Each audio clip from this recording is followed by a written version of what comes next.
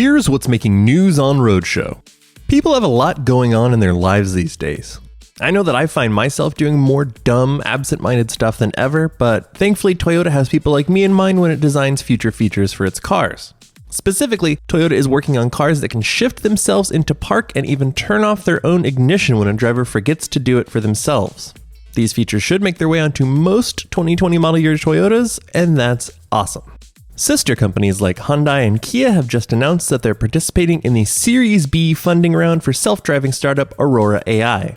If Aurora sounds familiar, that's probably because it's been working with the Korean automakers for the last year or so and seems to be making decent strides in developing self-driving tech. This round of funding for the company managed to rustle up around $600 million, and friends, that's not chump change. ARGO AI has been around for a while now, but in all that time it's been testing its self-driving car hardware, it's never found its way to Detroit. That makes sense on some levels. Detroit has wild drivers, abysmal roads, and challenging weather conditions, but if your autonomous car works there, it'll probably stand a good chance of working anywhere. That's why, with the introduction of its third generation of hardware, ARGO is going to the Motor City, and we have to admit that we're curious to see how it does. Find more on these stories over at theroadshow.com. We'll talk to you tomorrow.